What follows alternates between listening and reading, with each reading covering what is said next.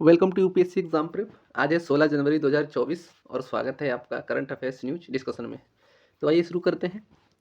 आज का हमारा पहला आर्टिकल है भारतीय थल सेना दिवस के बारे में। तो आइए देखते हैं। अभी हाल ही में राष्ट्रपति और प्रधानमंत्री ने थल सेना दिवस के अवसर पर भारतीय सेना के जवानों को हार्दिक शुभकामनाएं दी। ये हर साल 15 जनवरी को मनाया जाता है। तो कल इसको मनाया गया। देखते हैं इसके बारे में। तो भारतीय थल सेना दिवस प्रत्येक वर्ष 15 जनवरी को मनाया जाता है। इस खास अवसर पर अधिकारी उच्च पदाधिकारियों की मौजूदगी में परेड करेंगे और उनकी सलामी भारतीय थल सेना के प्रमुख को अपनी देते हैं। वो अब देख लेते हैं इसका इतिहास, मतलब कब स्थापना हुई है, कब से चल रही है। तो यह दिन ब्रिटिश सेना पर भारतीय सेना की जीत की याद में मनाया जाता है। जनरल ये जो बाद में फील्ड मार्शल के.एम. करियप्पा द्वारा 1949 में अंतिम British commander in chief general sir F.R.R. Butcher से भारतीय सेना की कमान संभालने की याद में ये सेना दिवस मनाया जाता है। वह स्वतंत्र भारत के प्रथम भारतीय प्रधान सेनापति थे। देश ये सेना परेड का आयोजन 1949 से 2022 के मध्य दिल्ली की छावनी में करियप्पा परेड मैदान में इसमें करता है। 2023 में बेंगलुरु में परेड की जिम्मेदारी दक्षिणी कमान है उसके पास थी। सेना परेड पहली बार देश की राजधानी से बाहर आयोजित की गई, इस बार 2023 में बेंगलुरु में। भारतीय थल सेना दिवस 2024 इस वर्ष का 76वां सेना दिवस मनाया गया है। इस वर्ष परेड सेना की मध्य कमान के अधीन आयोजित की जाएगी, जिसका मुख्यालय लखनऊ में है। भारतीय सेना दिवस 2024 का विषय यानी थीम थी राष्ट्र की सेवा में। इस वर्ष की थीम भारतीय सेना के आदर्श वाक्य स्वयं से पहले सेवा से मिलती जुलती है। Field marshal KM. करियप्पा कौन थे? तो ये भारतीय सेना के पहले भारतीय कमांडर इन चीफ थे और इन्होंने 1947 में भारत और पाकिस्तान के युद्ध में पश्चिमी मोर्चे पर भारतीय सेना का नेतृत्व किया था। ये फील्ड मार्शल का सर्वोच्च पद पाने वाले भारतीय सेना पदाधिकारियों में से एक हैं। दूसरे फील्ड मार्शल सैम मानेकशॉ थे। 15 जनवरी 1949 को स्वतंत्र भारतीय सेना के पहले कमांडर इन चीफ के रूप में नियुक्त किया गया था, जिसे भारतीय सेना दिवस के रूप में मनाया जाता है। इन्होंने अंतिम British commander in chief general sir F.R.R. Butcher से भारतीय सेना की कमान संभाली और 1947 में करियप्पा पहले भारतीय थे जिन्हें युद्ध की उच्च दिशाओं पर इंपीरियल डिफेंस कॉलेज कैम्बरली, ये यूके में है, इसमें प्रशिक्षण पाठ्यक्रम से गुजरने के लिए चुना गया था। यूके मतलब यूनाइटेड किंगडम यानी इंग्लैंड। इन्हें अमेरिकी राष्ट्रपति हैरी एस ट्रूमैन द्वारा order of the chief commander of the legion of merit से सम्मानित किया गया था। भारत सरकार ने 1983 में करियप्पा को फील्ड मार्शल की उपाधि से मतलब इनको सुशोभित किया गया था। हमारा दूसरा आर्टिकल है आज का चित्तौड़गढ़ का किला के बारे में। तो अभी राजस्थान के चित्तौड़गढ़ के किले के इतिहास और उनकी विरासत को ध्यान में रखते हुए सुप्रीम कोर्ट ने अभी हाल ही में विस्फोटक गतिविधियों के खिलाफ इसकी सुरक्षा के लिए निर्देश जारी किए। तो इसके चित्तौड़गढ़ के किले के बारे में देख लेते हैं। ये 7वीं शताब्दी में स्थानीय मौर्य शासकों द्वारा निर्मित राजस्थान में चित्तौड़गढ़ किला भारत का सबसे बड़े किलों में से एक है। ये आम धारणा ऐसी है कि स्थानीय मौर्य शासक चित्रांगदा मौर्य ने मूल रूप से किले का विकास किया। बाद में इस किले पर 708 ईस्वी में मेवाड़ के शासकों ने कब्जा कर लिया। ये मेवाड़ के शासकों की राजधानी हुआ करती थी। यहाँ 180 मीटर ऊंची पहाड़ी है, उस पर स्थित है ये किला, जो बैराज नदी के तट से मतलब यहाँ से निकलती है। यह किला भारतीय इतिहास में कई महान योद्धाओं का गवाह रहा है, जिसमें बादल, गोरा और महाराणा प्रताप, राणा कुंभा, पत्ता और जयमल आदि यहाँ से संबंधित हैं। इसे 2013 में यूनेस्को की जो विश्व धरोहर सूची होती है उसमें भी शामिल कर दिया गया। अब इस किले की विशेषताएं क्या है? तो ये किला अपने आप में 7 दरवाज़ों के लिए जाना जाता है, जिनके नाम हैं Padan gate, Ganesh gate, Hanuman gate, Bhairav gate, Jodla gate और लक्ष्मण गेट। मुख्य द्वार जिसका नाम भगवान राम के नाम पर रखा गया है। ये द्वार किले के दुश्मन के हमलों से बचाने के लिए बनाए गए थे और ये मेहराव हाथियों को प्रवेश करने से भी बचाते हैं। 700 एकड़ में फैले इस किले का 13 किलोमीटर की परिधि में फैले किले की 1 किलोमीटर लंबी सड़क है, जो 7 द्वारों से गुजरने के बाद प्राचीर तक जाती है। दीवारें में 4 जो महल हैं, इसमें जैन और हिंदू मंदिर सहित 19 मंदिर और 20 जल निकाय इस किले के अंदर शामिल हैं। इसमें 4 स्मारक भी हैं। यहाँ पर जौहर मेला के बारे में भी दिया गया है। तो यहाँ पर हर साल जौहर मेला भी लगता है, तो इसके बारे में देख लेते हैं। तो हर साल चित्तौड़गढ़ में जौहर मेला आयोजित किया जाता है। जौहर ये राजपूत त्यौहार जौहर से एक जौहर के जो एक सालगिरह होती है उसके रूप में मनाया जाता है। इसका कोई विशिष्ट नाम नहीं दिया गया है, लेकिन ऐसा माना जाता है कि यह मेला रानी पद्मिनी के जौहर की याद दिलाता है और उन्हीं की याद में ये मनाया जाता है। राजपूत वीरता का जश्न मनाते हैं यहाँ पर। तो जौहर क्या है? क्या तो जौहर एक हिंदू परंपरा थी जिसका पालन राजपूत महिलाएं करती थीं, जो दुश्मन के हाथों में पड़ने से पहले अपने आप को बचाना चाहती थीं। जौहर में जहर खाने के बजाय वे आग में जलना पसंद करते थे, क्योंकि आग पवित्रता का प्रतीक है। ऐसा मतलब उस समय माना जाता था, मान्यता थी हिंदू परंपराओं में। ऐसा कहा जाता है कि ये प्रथा केवल युद्धों के दौरान ही की जाती थी। महिलाओं ने आक्रमणकारियों द्वारा गुलाम बनाए जाने और उनके बलात्कार वगैरह उनको जो भी होता था उससे बचने के लिए ऐसा अपना कदम ये उठाती थी। हमारा अगला आर्टिकल है सक्कारा के बारे में। तो देख लेते हैं सक्कारा के बारे में मुख्यतः। मिस्र में अभी पुरातत्वविदों ने हाल ही में सक्कारा में ममी मुखौटे और जिसको मौन का देवता कहा जाता है, इसकी मूर्ति वाली कब्रों का पता लगाया है। कुछ इस तरह की वो कब्रें हैं। ये प्राचीन मिस्र के शहर मेम्फिस के कब्रस्तान जो दफनाने की जगह होती है उसका हिस्सा है। ये मिस्र की राजधानी काहिरा है, उससे 40 किलोमीटर दक्षिण में नील नदी के पश्चिमी तट पर स्थित है। सक्कारा का नाम दफनाने वाले देवता सोकर के नाम से मतलब आया है, उसी से नाम ये रखा गया है। ये 3500 से अधिक वर्षों तक एक सक्रिय कब्रगाह था और मिस्र का ये सबसे बड़ा पुरातात्विक स्थल भी है। ये वह जगह है जहां मस्तबा यानी प्राचीन मिस्र के मकबरे और एक आयताकार आधार वाली टूटी हुई दीवारों के साथ साथ एक विशाल ईंट या पत्थर के टीले के रूप में इसका उपयोग से लेकर ये अधिक लोकप्रिय रूप से ज्ञात जो पिरामिड डिजाइन है उसमें दफन स्थल के रूप में परिवर्तन इसका हुआ है। सक्कारा को स्टेप पिरामिड के नाम से भी जाना जाता है, जो मिस्र के 97 पिरामिडों में सबसे पुराना है। इसका निर्माण 2700 ईसा पूर्व में तीसरे जो राजवंश के राजा जोसर के लिए वास्तुकार और प्रतिभाशाली इम्फोटेप द्वारा किया गया था, जो राजा की महिमा के समान ही पत्थर की कब्रें बनाने से पहले मतलब पत्थर की जो कब्रें हैं बनाने वाले व्यक्ति थे। आज ने मनुष्य द्वारा निर्मित सबसे पुरानी पत्थर संरचनाओं में से एक माना जाता है। ये पहली बार प्राचीन मिस्रवासियों ने चूना पत्थर का उपयोग करके इनका बनाने का प्रयास किया था। जोसेफ पिरामिड है जो पूरी तरह से चूना पत्थर और चूना पत्थर की छोटी ईंटों से बना है और ये सर्वोत्तम गुणवत्ता का नहीं है, और फिर भी ये 4700 वर्षों से अधिक से बना हुआ है, तब अभी भी ये सही सलामत उसमें दिख रहा है। हमारा अगला आर्टिकल है लिडार के बारे में। तो देखते हैं लिडार क्या है। अभी हाल ही में लिडार सर्वेक्षण द्वारा इक्वाडोर में अमेजन वर्षा वन की शानदार वनस्पतियों द्वारा छिपे एक विशाल शहर की खोज की गई है, तो तभी ये चर्चा में है। तो लिडार जिसका अर्थ होता है लाइट डिटेक्शन एंड रेंजिंग, ये एक रिमोट सेंसिंग विधि है जो पृथ्वी पर रेंज यानी परिवर्तनीय दूरी मापने के लिए स्पंदित लेजर के रूप में प्रकाश का उपयोग करती है। यह प्रकाश स्पंदन हवाई प्रणाली द्वारा दर्ज किए गए अन्य डाटा के साथ भी मिलकर पृथ्वी के आकार और उसकी जो सतह होती है उसकी विशेषताओं के बारे में सटीक और त्रियामी जानकारी से उत्पन्न होती है। लिडार उपकरण मुख्य रूप से एक लेजर, एक स्कैनर और एक विशेष जीपीएस रिसीवर होता है। इसमें ये व्यापक क्षेत्रों में लिडार डेटा प्राप्त करने के लिए हवाई जहाज और हेलीकॉप्टर का सबसे अधिक उपयोग किए जाने वाले प्लेटफॉर्म है। ये काम कैसे करता है लिडार? तो ये एक लिडार प्रणाली गणना करती है कि प्रकाश की किरणों को किसी वस्तु या किसी सतह से टकराने और उससे लेजर को स्कैन पर वापस प्रतिबंधित होने पर कितना समय लगता है। फिर दूरी की गणना प्रकाश के जो वेग होता है उसका उपयोग करके की जाती है, उसे उड़ान के समय माप के रूप में जाना जाता है। लिडार दो प्रकार के होते हैं, इसमें स्थलाकृति और बाथमीट्रिक। स्थलाकृति लिडार ये आमतौर पर भूमि का मानचित्रण करने के लिए निकट अवरक्त लेजर का उपयोग करता है, जबकि बाथमीट्रिक लिडार ये समुद्र तल और नदी जो तल होता है उसकी ऊंचाई को मापने के लिए पानी में प्रवेश करने वाली जो हरी रोशनी होती है उसका उपयोग करता है। लिडार सिस्टम वैज्ञानिकों और मानचित्रक जो पेशेवर हैं उनको सटीकता, परिशुद्धता, लचीलेपन के साथ साथ प्रकृति और मानव निर्मित दोनों वातावरणों की जांच करने की अनुमति देता है।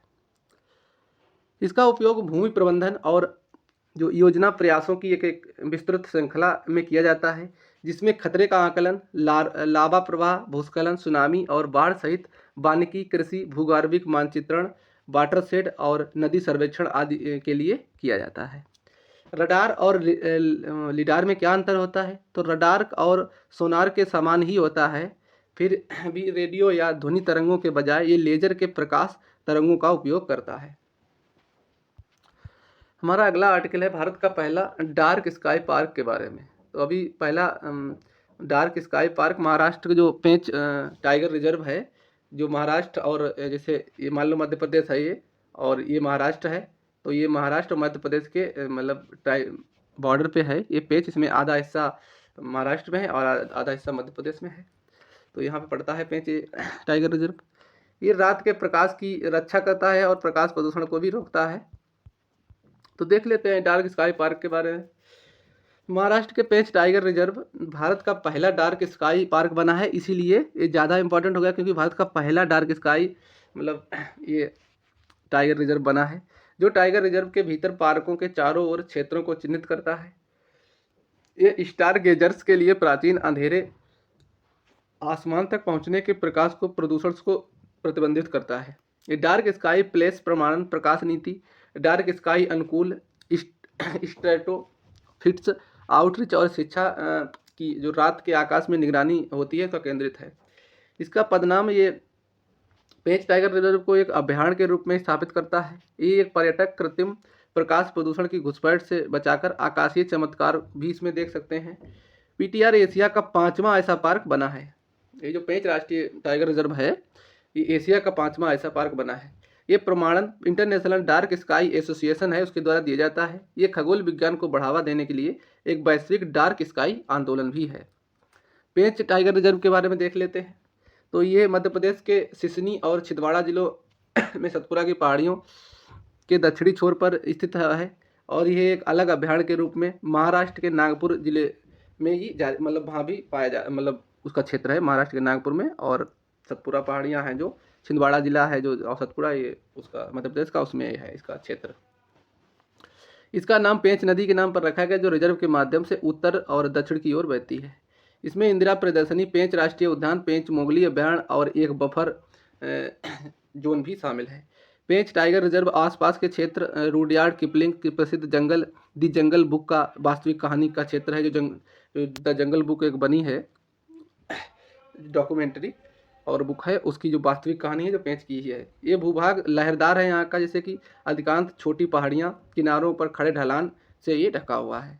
यहाँ पर लहरदार स्थलाकृति नम आश्रय वाली घाटी से लेकर खुले और शुष्क पर्णपाती जंगल भी यहाँ पर पाए जाते हैं। वनस्पतियों में यहाँ पर सागौन, साग, महुआ, विभिन्न घास के मैदान, झाड़ियाँ सहित विविध प्रकार की वनस्पतियाँ पाई जाती हैं। कुछ जीव जंतु भी पाए जाते हैं जो तो हर जगह पाए जाते हैं, जिस तरह से चीतल, सांबर, नीलगाय, गौर, जंगली सुअर बड़े झुंडों में पाए जाते हैं। और विशेष रूप से यहाँ पर शिकारी बाघ हैं। इसके बाद तेंदुआ, जंगली कुत्ते, भेड़िया आदि भी यहाँ पाए जाते हैं। यहाँ निवासी और प्रवासी पक्षियों की 325 से अधिक प्रजातियाँ आती हैं, मतलब जो निवासी हैं और जो प्रवासी आते हैं उनकी 325 से ज़्यादा प्रजातियाँ हैं। ये Malabar pied, hornbill, Indian pitta, osprey, grey headed fishing eagle, white eyed buzzard आदि यहाँ इसमें प्रजातियाँ कुछ शामिल हैं। ये मैप लगा दिया था एक टाइगर रिजर्व का, तो इसमें ये पेंच टाइगर रिजर्व दिखाया गया है। इसमें ये महाराष्ट्र और मध्य प्रदेश का दोनों का मतलब एरिया कवर कर रहा है, आप लोकेशन में देख सकते हैं। और बाकी आप अगर दूसरे और सारे इसमें टाइगर रिजर्व दिए हैं, 54 के 54 अभी 54 टोटल टाइगर रिजर्व है उसमें दिए हैं। आपको और भी देखना है तो सारे जूम करके अपना इसको पॉज करके देख सकते हैं। आइए अगला आर्टिकल देखते हैं। पीएम ई बस सेवा की योजना के बारे में अगला हमारा आर्टिकल है। तो अभी केंद्रीय आवास एवं शहरी मामलों के मंत्री ने हाल ही में कहा है कि मंत्रालय ने पीएम ई सेवा योजना के तहत जो बसें खरीदने के लिए निविदाएं जारी की हैं, तो देख लेते हैं इसके बारे में। तो पीएम ई बस सेवा योजना के तहत देश के शहरों में 10,000 ई बसें तैनात की जाएगी। इनमें सार्वजनिक परिवहन ई बसों की धीमी गति को अपनाने जो उसको बढ़ावा देने के लिए योजना शुरू की गई है। ये योजना सिटी बस संचालन प्राइवेट लिमिटेड पार्टनरशिप मॉडल पर आधारित, यानी PPP मतलब पर आधारित होगी। यानी ये योजना 10 वर्षों तक संचालन का समर्थन करेगी, मतलब 10 वर्षों के लिए अभी शुरू की गई है। इस बस में सेवाएं जो चलाने पर और बस के ऑपरेटरों का भुगतान करने की जिम्मेदारी होगी, और केंद्र सरकार प्रस्तावित योजना को निर्दिष्ट सीमा सब्सिडी प्रदान करके इन बसों का संचालन करेगी। इसमें कुल 57,613 करोड़ रुपए की फंडिंग आवंटित की गई है। इसमें वित्तीय प्रावधान में केंद्र सरकार 20,000 करोड़ रुपए का योगदान देगी, जबकि शेष हिस्सा राज्य सरकारों द्वारा कवर किया जाएगा। इसमें 3 लाख और उससे अधिक की आबादी वाले जो शहर हैं वो शामिल होंगे, जिसमें केंद्र शासित प्रदेशों, उत्तरी पूर्वी जो क्षेत्र हैं और पहाड़ी राज्य हैं, उन सभी की राजधानियां इसमें शामिल हैं। इस योजना के 2 खंड हैं। इसमें सिटी बस सेवाओं और एसोसिएटेड इंफ्रास्ट्रक्चर को बढ़ावा देना और हरित शहरी गतिशीलता की पहल भी इसमें शामिल है। सिटी बस सेवाओं और संबद्ध बुनियादी ढांचों को बढ़ावा, और इस खंड के तहत इस योजना को सार्वजनिक निजी भागीदारी मॉडल पर इसे डिपो में मीटर के पीछे 10,000 इलेक्ट्रॉनिक बस संचालन के लिए केंद्रीय सहायता का विस्तार करके शहर इलेक्ट्रॉनिक का बस संचालन भी बढ़ाएगी, इसका बुनियादी ढांचा भी तैयार करेगी। हरित जो शहरी गतिशीलता पहल, इस बहस के खंड के तहत बस योजना, जो इस योजना में सेवाओं को पूरक और शहरी जो क्षेत्र हैं उनमें ग्रीन हाउस गैस उत्सर्जन में कमी आएगी। इसके प्रदर्शन के लिए GUMI परियोजना के लिए कार्यान्वयन का समर्थन भी करेगी। इस खंड में नेशनल कॉमन मोबिलिटी कार्ड आधारित स्वचालित किराया संग्रह प्रणाली पर प्राथमिकता, बुनियादी ढांचा आदि भी लागू करने के लिए समर्थन शामिल होगा। हमारा अगला आर्टिकल है हिमालयी भेड़िया के बारे में। तो कुछ हिमालयी भेड़िया कुछ इस तरह के दिखते हैं। अंतर्राष्ट्रीय प्रकृति संरक्षण संघ यानी IUCN की जो रेड लिस्ट होता है, उसने भी पहली बार हिमालयी भेड़िया को अब मूल्यांकन किया है और इसे सुभेद यानी वनरेबल रूप से वर्गीकृत किया गया है। हिमालयी भेड़िया ये हिमालय में पाए जाने वाला एक प्रमुख शिकारी जानवर है। इसे तिब्बती भेड़िया भी कहा जाता है। ये 4,000 मीटर से अधिक की ऊंचाई पर रहते हैं और आनुवांशिक रूप से ये भूरे भेड़िया से भिन्न होते हैं। इतनी ऊंचाई पर रहते हुए भी इन भेड़ियों में आनुवांशिक रूप से खुद को निम्न ऑक्सीजन स्थितियों में रहने के लिए अनुकूलित कर लिया है। ये चीन में गांसू, किंगघई, तिब्बत के पश्चिमी सिंचुआन प्रांत के तिब्बती पठार में रहता है। उत्तरी भारत में केंद्र शासित प्रदेश लद्दाख, हिमाचल प्रदेश और उत्तर पूर्वी जो क्षेत्र है लाहौर का लाहौल स्पीति, वहाँ पर ये पाए जाते हैं। संरक्षण की स्थिति इनकी देख लेते हैं। तो IUCN की जो, जैसा कि हमने ऊपर देखा, IUCN की रेड लिस्ट में ये वनरेबल हैं यानी सुभेद्य हैं। वन्य जीव संरक्षण अधिनियम की 1972 की सूची 1 में शामिल होते हैं। तो इसको ध्यान रखना। ये खतरा इनको किससे है, तो इसको अवैध रूप से इनका शिकार से, और फिर पंजे, जीभ, सिर और अन्य हिस्सों सहित शरीर के इनके अंगों के व्यापार किया जाता है, इसलिए इनको मार दिया जाता है। हिमालयी भेड़िया की सुरक्षा बढ़ाने के लिए किए गए जाने वाले कुछ उपाय भी हैं, जैसे कि स्वस्थ जंगली शिकार आबादी और भूदस्यों को सुरक्षित रखना, पुनर्स्थापित करना, वन्य जीवों के आवास का आश्रय को अलग रखना, पशुधन की सुरक्षा में के तरीकों में सुधार करना, शिकारी रोधी जो कोरल पेन और टिकाऊ पशुधन चारागाह जो हैं होते हैं उनका उपयोग करके, जिसमें पशुधन भार अनुकूलित चारागाह और नवीन लेकिन परंपरा आधारित समग्र प्रणाली प्रथाओं का विकास करना इसमें शामिल है। जंगली कुत्तों की आबादी का प्रबंधन, इसमें अनुसंधान और निगरानी के माध्यम से रेंज में देशों में प्रजातियों का संरक्षण सीमा का भी प्रयास किया जा रहा है। हमारा अगला आर्टिकल है मसूर उत्पादन के बारे में। आइए देखते हैं। अभी भारत ने 2023-24 की फसल वर्ष के दौरान अधिक बुवाई क्षेत्र के कारण मसूर का दुनिया में सबसे बड़ा उत्पादक बनने के लिए तैयार है। मतलब तो इस बार सबसे ज़्यादा बुवाई हुई है और सबसे ज़्यादा मतलब इस बार आ जाएगा कि सबसे ज़्यादा भारत में मसूर होता है। ये एक मूल्यवान मानव भोजन है जिसका सेवन अधिकतर सूखे जो बीज के रूप में किया जाता है। जो उसको बीज बोलते हैं, जो मसूर होते हैं उसको बीज ही बोलते हैं, उसी को खाया जाता है। उसका खाने वाला हिस्सा जो बीज होता है वही होता है। भारत में इनके छिलके को हटाकर बीज पत्रों को अलग करके ज़्यादातर दाल के रूप में इसको मतलब लोग सेवन करते हैं। इसे मलका यानी बोल्ड सीडेड भी कहा जाता है। जलवायु की स्थिति इसके लिए कैसी होनी चाहिए, तो मसूर के लिए ठंडी जलवायु होती है, इसीलिए इसको मसूर भारत में रबी की फसल में आती है। ये बहुत कठोर और काफ़ी हद तक पाले और भीषण सर्दी को भी सहन कर सकता है। इसकी वानस्पतिक वृद्धि के समय ठंडे तापमान और परिपक्वता के समय गर्म तापमान इसके लिए थोड़ा चाहिए होता है। विकास के लिए इसमें इष्टतम 18 से 20 डिग्री टेम्परेचर होना चाहिए। इसकी खेती का दायरा उत्तर पश्चिमी पहाड़ियों से लेकर 3500 मीटर की ऊंचाई तक फैला हुआ है। मसूर की खेती के लिए अच्छी मिट्टी जो मिट्टी है वो अच्छी जल निकासी वाली मिट्टी होनी चाहिए। तटस्थ प्रक्रिया दोमट मिट्टी सर्वोच्च होती है। इसकी खेती के लिए अम्लीय मिट्टी उपयुक्त नहीं होती है। इसकी खेती संपूर्ण यूरोप, एशिया, उत्तरी अफ्रीका और में व्यापक रूप से की जाती है। भारत में मसूर उगाने वाले राज्यों में मध्य प्रदेश, उत्तर प्रदेश, बिहार, छत्तीसगढ़, हरियाणा, पंजाब, महाराष्ट्र, राजस्थान आदि हैं। उच्च जैविक मूल्य के साथ ये पकाने में आसानी होती है इसे, और पचाने योग्य भी होती है, पचाने में भी आसानी, पकाने में भी। इसकी सूखी पत्तियां, तने, खाली एवं टूटी फलियां बहुमूल्य पशु आहार के रूप में भी उपयोग में लाई जाती हैं। जो भी इनका वेस्टेज होता है वो जानवरों को खाने के में प्रयोग में आ जाता है।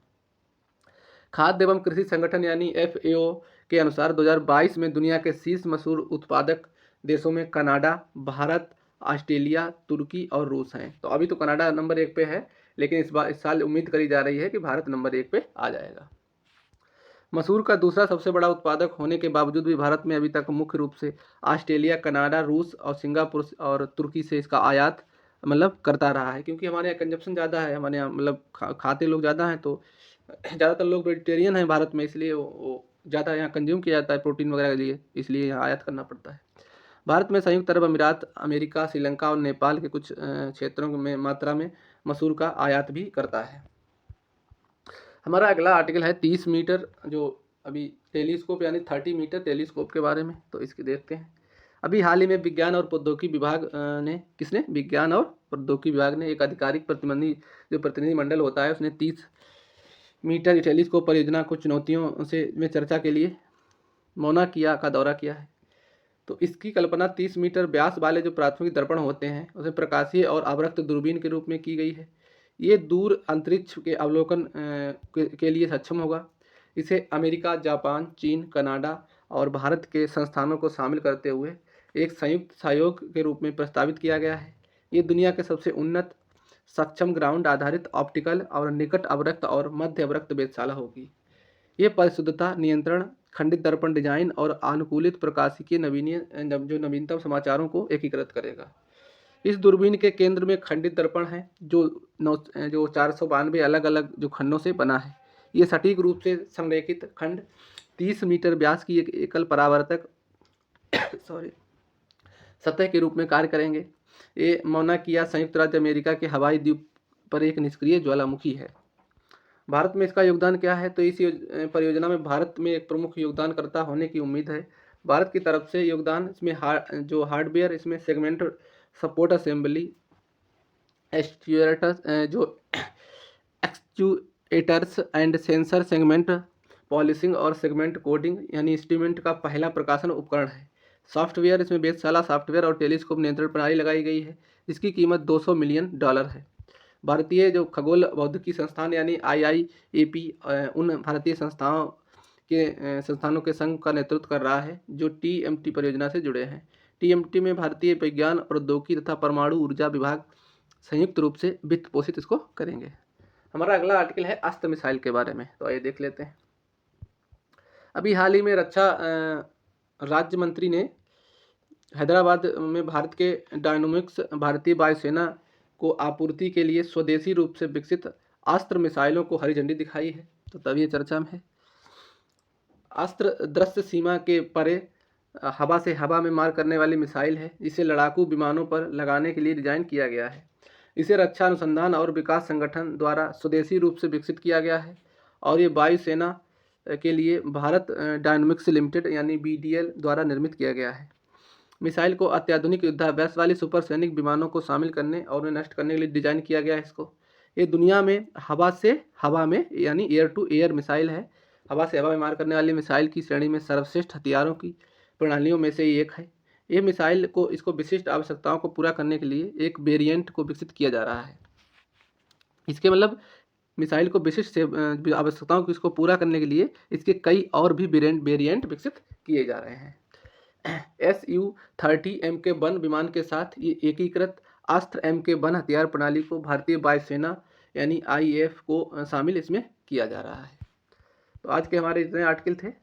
वीडियो को एंड करते हैं। वीडियो अच्छा लगे तो वीडियो को लाइक करें, शेयर करें और चैनल को सब्सक्राइब करें। थैंक यू, धन्यवाद।